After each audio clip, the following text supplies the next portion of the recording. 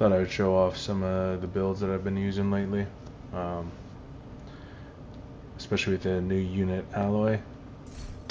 This is the Tinkerer Mask build I've been using. I'm using a salvo holster with crit chance on it, and I'm using the unit alloy knees, crit chance, crit damage, rolled blue. Walker Harris, crit chance, crit damage, rolled blue. I'm running Companion, and I'm running Seska Unbreakable, and with the Tinkerer Mask. I'm using the Honey Badger. It's mostly because I had an Expertise 21 and I wanted to use it in a build. It actually does really good work, like base RPM of 880 with the salvo holster, and with measured on top of that, the top half of the mag shoots incredibly fast, and it usually crits about 150 on the top half and around 210 on the bottom half. The secondary talent that I'm running is Flatline. Normally I would run this with a busy little bee, but because so many people run quick step, you have to run it yourself. So yeah, I run it with technician because I'm running flatline so that I can have the link laser pointer on my primary. The stats for this build are 55% crit chance and 138 crit damage. This build is a lot of fun. I've been called a cheater more than a few times just because it shoots way faster than most people are expecting. And yeah, it highly recommend running this build. It's a lot of fun. It's probably the best build I've had for Honey Badger Tinkerer Mask.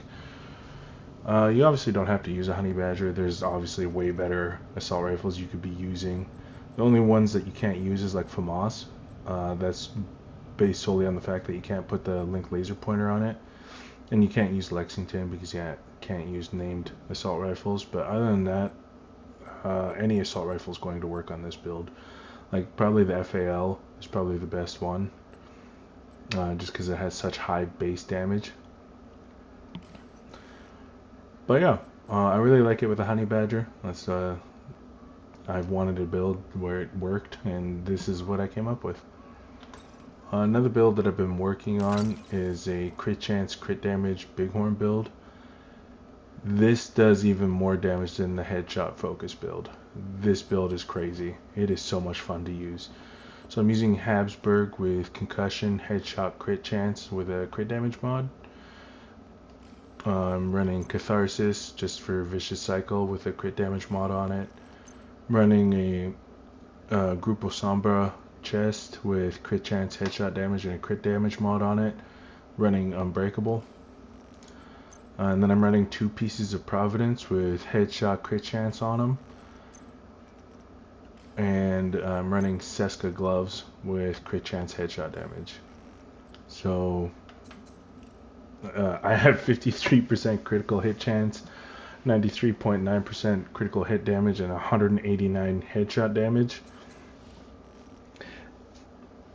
You can obviously get higher crit chance if you decided to use Coyote Mask. That's way better burst damage than the Catharsis. I personally like the extra damage that you get from Catharsis, even though you have to build up towards it. But if you want to burst people out even faster, just use the Coyote Mask, because that's just going to be straight damage across the board no matter which of the buffs that you get, right? But then that also means you have to get another blue piece somewhere else. So that one's up to you, but I really like it as this setup. It hits way too hard, and it's ridiculously fun to use. The backup weapon doesn't really matter. I don't ever really use it. It'd probably be better to use something other than the apartment, like maybe something with higher crit damage. Maybe like a rifle or something, because you have such high headshot damage and such high crit chance. And that 21% from a rifle would be crazy on this build. Or even a shotgun would work, just because you have such high crit chance headshot damage if you can land headshots with those things. But backup weapons up to you, but Bighorn is the main weapon that you should be using on this build. It's a lot of headshot damage, a lot of crit chance, and a lot of crit damage. This is the Heartbreaker build that I've been running. I need a new salvo holster. I haven't been able to get one with headshot damage yet, but this one's rolled for crit chance, which isn't the end of the world. I don't actually mind having a little bit of crit chance, but I got headshot weapon handling on the mask, and then I've got headshot damage on everything else. I run this as a 2 red setup, like because the Ninja Bike backpack. Um, this build is hilarious in how hard it hits. It doesn't even matter if someone is 100% pulse resist. You're still gonna delete their forehead with the Bighorn. Because without any Heartbreaker stacks, this starts off at 290 headshot to the head.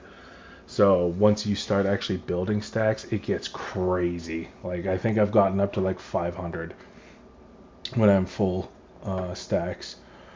This one, the backup weapon actually does matter. I've been running Stack Broker just because of the extra fire rate, but any of the ACS 12s will work.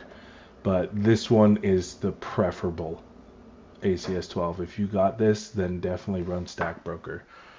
I've been running it with Brazen over Flatline, but it's really up to you which talent you want to use. I really like Brazen on shotguns because it's so much extra damage.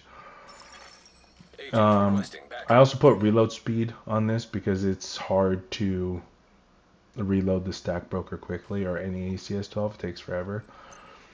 But yeah, 63 base rounds in the Bighorn with 880 RPM on a Heartbreaker build. Like, that's crazy. It's so much fun running it like this. And with all the extra weapon handling that you're getting, because you get 15% from Heartbreaker and you get a further 8% if you have headshot weapon handling on the mask. Yeah, your reload speed is crazy, and how steady this thing is insane. Like, this is a lot of fun. I highly recommend running a Heartbreaker build like this. You could obviously do a 6 blue setup instead of the 5 blue setup that I went with. I just like having a little bit of extra damage, so that's why I went with that. Oh, I guess I should have explained what Unit Alloys does, because it is brand new, but it offers you 5% rate of fire, 20% assault rifle damage, and 50% magazine size. Like, this is probably my favorite set they've come out with in quite a while. Every single part of it is good. So, yeah, highly recommend farming it for any of your assault rifle builds. And if you just want the 10% rate of fire boost, you can also just run the holster on your builds. Like, this is such a crazy set, and I love it so much. But yeah, you all have a wonderful day.